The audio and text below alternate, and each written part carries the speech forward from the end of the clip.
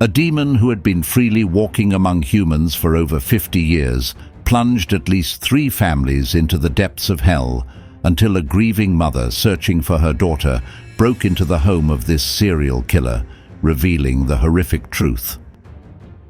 Hello, welcome to the Crime Documentary Files channel. Today I will tell you about the Felix Vail serial murder case that shocked America in 2016. On October 28, 1963, in a household named Horton in Louisiana, USA, 22-year-old Mary, the eldest daughter, had a fierce argument with her mother. Her 15-year-old brother, Vail, listened to the occasional sounds of their quarrel, feeling sorrowful. In all his previous memories, his sister Mary had always been a perfect and happy presence. She was humorous, gentle, and always took good care of her siblings. She was beautiful and intelligent, the queen of the school's homecoming dance.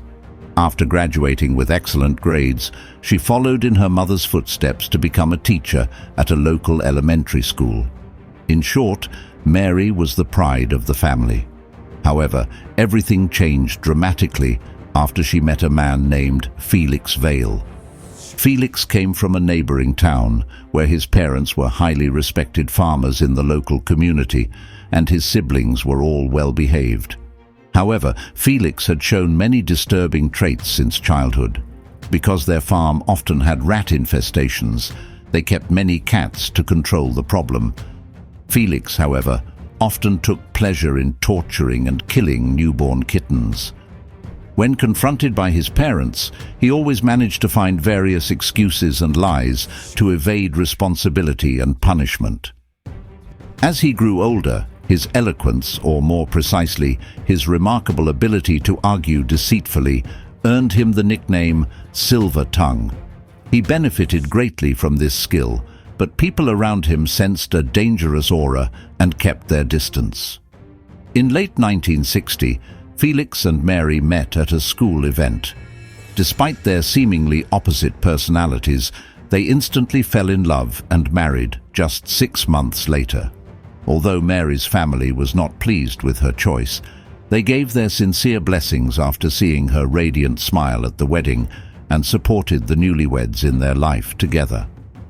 At the end of 1962, Felix and Mary's son, Bill, was born.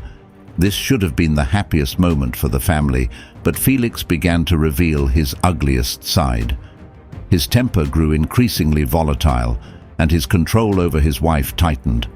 The newly formed family fell into endless quarrels. Finally, when their son was just a year old, Mary returned to her parents' home with him. Shortly after returning home, she felt unwell, similar to her first pregnancy. When Felix heard that his wife might be pregnant again, his reaction was chilling. Privately, he complained to several friends that he hated children the most and would take extreme measures if Mary insisted on having another child. On the other hand, Mary's family advised her that Felix was not someone suitable for a lifelong relationship and that she should consider divorce to avoid greater harm in the future. Mary argued with her family about this for a long time.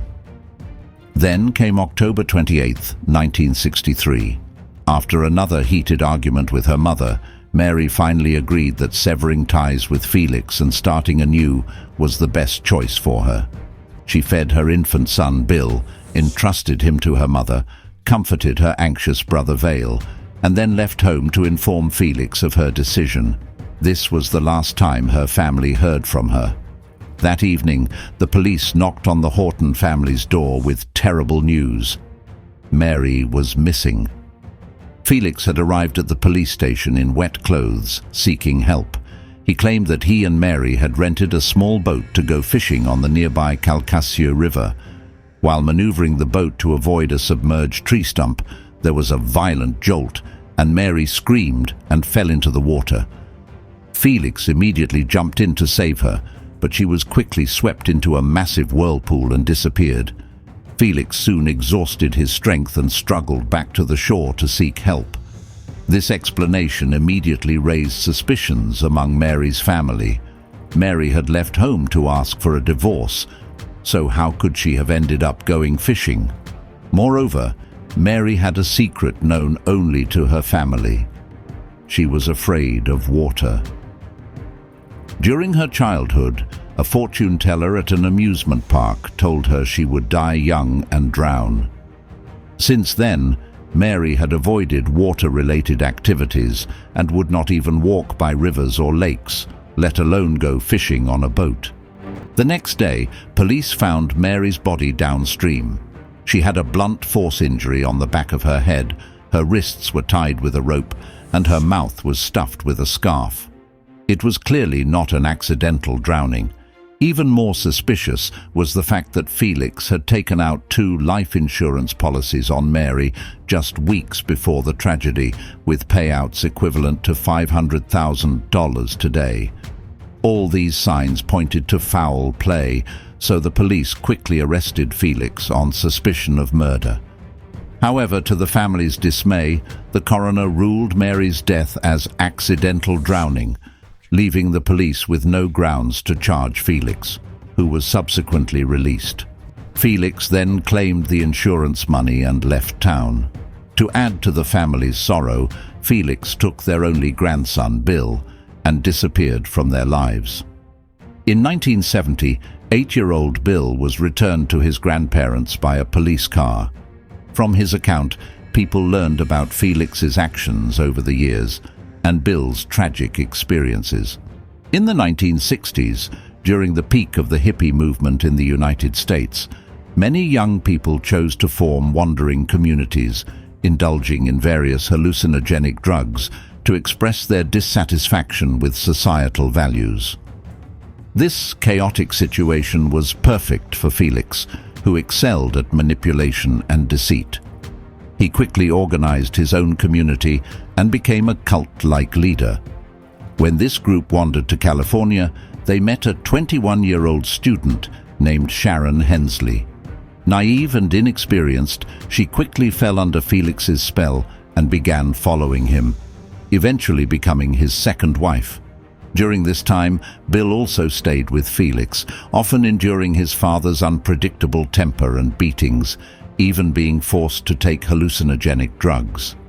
Finally, one night after he turned 8, Bill, unwilling to live this life any longer, ran away from his father's camp and sought help from the police.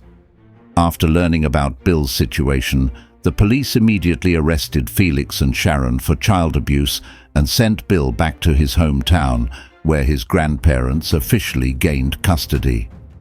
Although Bill was surrounded by the love of his real family and his life settled down, he remained haunted by fear. The night before his escape, he had overheard a conversation between his father and stepmother. Felix told Sharon, "I killed Mary." Sharon, taken aback, replied casually, "I know. You said your ex-wife drowned and you couldn't save her, so you must feel guilty, right?" Felix immediately corrected her. "No, you misunderstood. I murdered Mary," and mimicked striking the back of someone's head. This terrifying scene was etched deeply in Bill's memory. After his escape, he mentioned this to the police, but they dismissed it as the ramblings of a frightened child. Bill soon realized that without evidence, he could not persuade the police to reopen the investigation into his mother's death, so he chose to remain silent. 5 years quickly passed, and one day after Bill turned 13, his father Felix suddenly appeared before him again. Using his usual persuasive charm, Felix tried to convince Bill to return to him. When discussing his second wife Sharon, Felix claimed she would never bother them again. Although Felix spoke calmly, Bill saw a flash of cruelty in his father's eyes and was almost certain Sharon had also been killed by him. This realization sent a chill down Bill's spine, and he ran away. Fearing his father might retaliate against his grandparents if he exposed the truth, Bill buried these secrets deep inside. Bill grew up, started a family, and never spoke of these events to anyone until he was diagnosed with cancer at 46 and died shortly after. In his final days, he summoned a priest and, in the priest's presence, revealed the secrets he had kept all his life, recording his confession in the hope that it could one day serve as evidence to seek justice for his mother and stepmother. So, was Sharon really killed by Felix as Bill suspected? Although evidence is currently insufficient, it is highly likely. Sharon's family recalled that after marrying Felix, she suffered increasing abuse and torment from him, eventually staying with Felix out of fear. Years later, Sharon's family received a phone call from her, stating she and Felix were heading to South Africa for a while. Although she assured them she was fine, her mother, knowing her daughter well, sensed from her tone that she was under Felix's coercion and was actually calling for help. Unfortunately, the call was cut off before Sharon could give her location. Despite the family's desperate efforts, they were powerless to help. Sharon was never heard from again. Months later, they received a letter from Felix claiming Sharon had left him and set sail for Australia with some new acquaintances.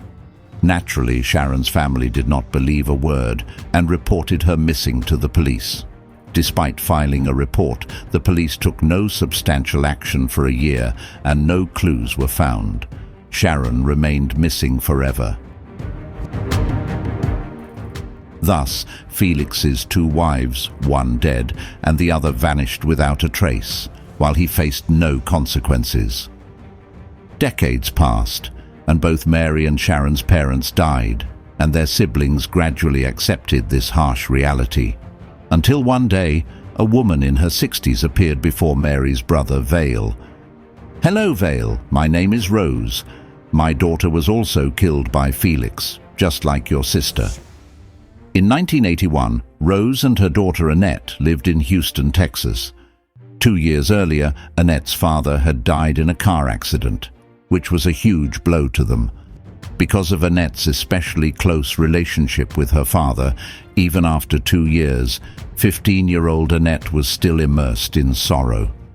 She became increasingly reclusive, expressing her sadness through writing poetry, drawing, and playing and singing the songs she used to sing with her father. Rose knew that this situation was not good for her daughter, so she decided to move out of the house they had lived in for many years and start a new life with Annette in a different environment. She began packing the house and selling unused items in the yard. One day, a man on a motorcycle came to the yard and started talking with Rose. This man was Felix, who was already 44 years old. Although he was much older than Rose, he was still very good at charming women with his humorous conversation.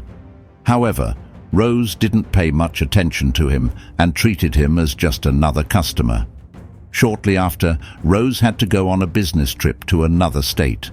Because Annette was very smart and had skipped 2 grades, she was already about to graduate from high school at the age of 15. To not delay her daughter's education, Rose entrusted her to a friend's care and left for her trip. A few months later, Rose returned to Houston.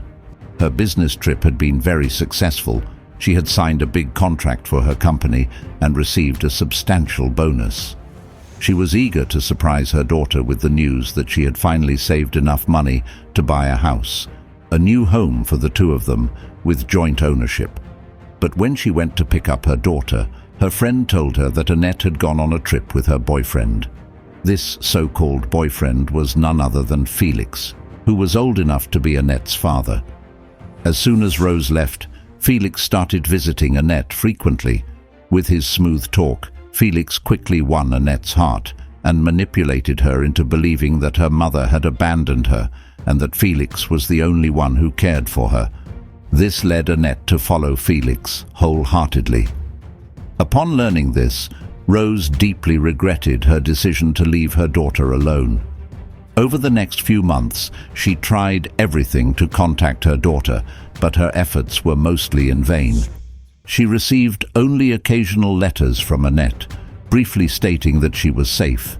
But each letter came from a different state, indicating that Annette was wandering across the country with Felix. A year later, Rose finally received a phone call from her daughter. Annette said that she was in California and was preparing to marry Felix. However, because Annette was only 17, she needed her parents' signature to get married. Rose was both shocked and furious at this request. She told her daughter that if Felix truly loved her, he would wait until she was 18 to get married, instead of forcing her to agree and pressuring Rose to sign the papers.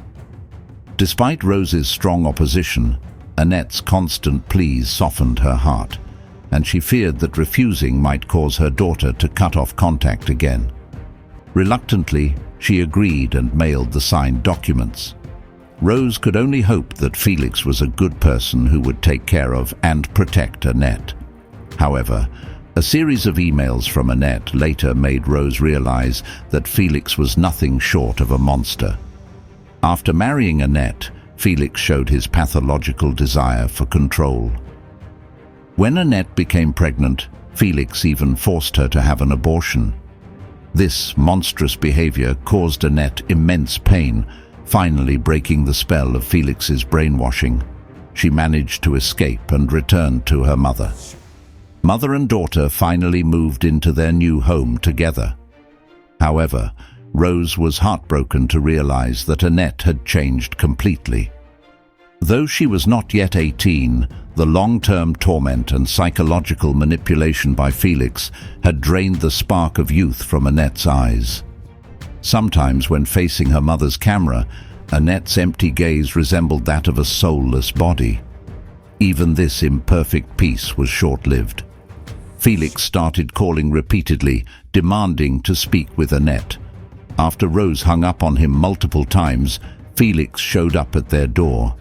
Ignoring Rose's attempts to stop him, he barged into Annette's room and locked Rose out. After a brief conversation, Felix's devilish persuasion re-established his control over Annette. Felix and Annette emerged from the room and told Rose that she had to leave. Despite Rose's strong opposition, she was forced to leave under pressure from her daughter and Felix. She even signed over her half of the property to Annette. A few months after Rose left, Annette turned 18 and received a sum of money according to her father's will. This money was transferred into Felix's account, and Annette signed over the house to Felix. Then, she mysteriously disappeared. Upon learning this, Rose called Felix, who casually claimed that Annette had gone to Mexico and that he had personally put her on a long-distance bus. Felix feigned ignorance about her whereabouts. Rose immediately reported this to the police, but they lacked evidence and leads. Felix, skilled at lying, left no cracks in his story, leading the police to believe him. Annette became a missing person, lost forever. As a mother, Rose could only numb herself with false hope, telling herself that Annette had left in a fit of anger and would eventually return. But as years passed, through many New Years and birthdays, there was no news of Annette. Finally, Rose made up her mind. If the police were unwilling to search for Annette, then as her mother, she would do it herself. She began investigating Felix's background and then traveled across much of the United States to meet one of Felix's sisters. From her, Rose learned about Felix's first marriage. Rose then rushed to Louisiana to meet Mary's family and learn in detail about Felix's first wife, Mary's mysterious drowning. She also obtained the recording left by Felix's son Bill for the priest before his death. From them, she learned about Felix's second marriage. She then went to see the family of Felix's second wife, Sharon, and learned from them that Sharon's disappearance was almost identical to her daughter's. After spending years slowly compiling all this information, Rose realized that Felix was likely a serial killer who had murdered at least 3 women. She sent all the information she had gathered, along with a letter urging a new investigation into Felix, to the FBI. Soon after, she received a reply from an agent in the cold case department. The agent expressed that he was deeply shocked by the materials Rose had sent and agreed that Felix was a deeply hidden serial killer worth investigating thoroughly. This letter brought immense joy to Rose. After more than 20 years since her daughter's disappearance, she finally saw a glimmer of hope. However, another blow soon followed. Due to budget cuts, the agent who had contacted Rose was laid off, and the entire cold case department fell into chaos. Rose's case was once again left unattended, plunging her into deep despair. But this time, fate seemed to take pity on her, and an ally capable of turning the situation around appeared before Rose. One afternoon, Rose heard a news award program on the radio. A journalist named Jerry had won the award for his in-depth investigation and reporting, which had helped police solve several nearly 50-year-old murder cases. This rekindled Rose's hope. She immediately found Jerry's phone number and straightforwardly told him about a serial killer from Mississippi who had been at large for nearly 50 years. She asked Jerry if he would be interested in reporting on the case. After receiving the materials sent by Rose, Jerry showed great interest and enthusiasm. Soon they went together to Felix's current residence to investigate. Jerry hoped to interview Felix face to face if possible. However, when they arrived, Felix was not home and the door was locked, but one window was slightly open. By this time, Rose was 64 years old. She felt that as long as she could uncover the truth about what happened to her daughter and bring Felix to justice, it didn't matter what happened to her. So she climbed through the window into Felix's room. Jerry, who had followed her, was startled by her bravery. Rose threw out a large number of machetes and other knives from Felix's room, but found no concrete evidence to help solve the case. She had to climb back out through the window. At that moment, a person came running over shouting. After identifying themselves, they discovered this person was another sister of Felix. Upon hearing that Rose and Jerry were investigating the murders, Felix's sister's attitude immediately changed from hostile to cooperative. She assured Rose and Jerry that she also believed Felix had killed many people, especially his 3 wives. After this interview, Jerry had no doubts. He went through all the materials provided by Rose and listened to the recording left by Bill before his death, then began writing. 4 years later, in 2015, the book titled Disappeared was published. It detailed the 3 cold cases surrounding Felix. After its publication, the book received widespread acclaim and won multiple journalism and literary awards. It also finally attracted the attention of the FBI. Under the pressure of public opinion, they started contacting everyone related to the cases and formally launched a large-scale investigation. First, they obtained a search warrant and searched Felix's house. However, apart from nearly 2,500 pages of diaries he had accumulated over the decades, they found no useful clues. The diaries revealed Felix's lifelong use of verbal and physical violence to control every woman in his life. There was even an entire entry describing his passion for drinking fresh blood, but there were no records of his crimes or murders. This put the police in a difficult position. All indications pointed to Felix having killed the 3 women, but with the latter 2, it was impossible to confirm they were dead. The police could only focus all their efforts on reinvestigating the death of Felix's first wife, Mary. However, Mary had been dead for over 50 years. Many of the officers who had investigated the case were no longer alive, and most of the case files had been lost, including relevant photos. This made things very challenging. Fortunately, a crucial witness, 90-year-old Ike, was still alive. 50 years ago, Ike's father owned a large boat, and during the search for Mary, Ike's father had participated. Coincidentally, Ike and his father were present when Mary's body was found and witnessed the entire process. When the police arrived at Ike's house, they saw the 90-year-old man sitting in a wheelchair, still very lucid. His room was filled with boxes of various sizes, each labeled with different dates. Ike was a photography enthusiast who had taken countless photos in his hometown throughout his life, organizing and preserving them. His home was like a local photo archive. Upon learning the police's purpose, Ike handed them an envelope marked with large, bold letters saying, "Keep." He had always known its importance. When the police opened the envelope, they were thrilled to find photos of Mary's body taken from various angles. After showing these photos to a forensic expert, the expert immediately concluded that Mary had been murdered. The police then determined that on that afternoon 50 years ago, after Mary asked Felix for a divorce, Felix, enraged, attacked her. Perhaps Felix had already planned to kill his wife. He hit Mary on the head with a paddle, tied her hands, gagged her, and then rowed to a remote area, pushing her into the water to stage an accidental drowning.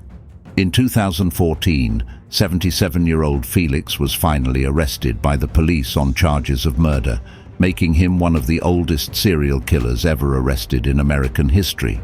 During the subsequent trial, family members of Felix's 3 wives testified against him. The last to testify was 90-year-old Ike, who clearly recounted what he had witnessed the day Mary's body was discovered. Although Ike passed away from old age just 3 months after testifying, his testimony dispelled any reasonable doubt among the jury. In 2016, after just 10 minutes of deliberation, the jury unanimously found Felix guilty. He was sentenced to life imprisonment for the murder of Mary. However, even after being convicted and imprisoned, Felix continued to defend himself, refusing to admit any wrongdoing or reveal the whereabouts or locations of Sharon and Annette's bodies. Given Felix's advanced age and his apparent lack of remorse, it is likely that Sharon and Annette may never be laid to rest alongside their families. Felix Vail, once a man who roamed freely for over 5 decades, leaving a trail of broken families and unending sorrow, was finally brought to justice. The relentless efforts of a grieving mother and the dedicated work of a journalist unearthed the horrific truth, ending his reign of terror. But as Felix sits behind bars, defiant and unrepentant, the questions linger. Where are Sharon and Annette? Will their families ever find peace?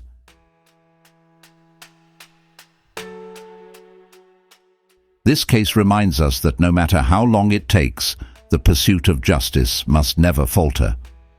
As we close the chapter on Felix Vail, we honor the memories of his victims and vow to continue seeking answers for those who still remain missing. Thank you for watching the Crime Documentary Files channel. Don't forget to like, comment and subscribe for more true crime stories. And remember, justice may be delayed, but it should never be denied. Stay safe and vigilant.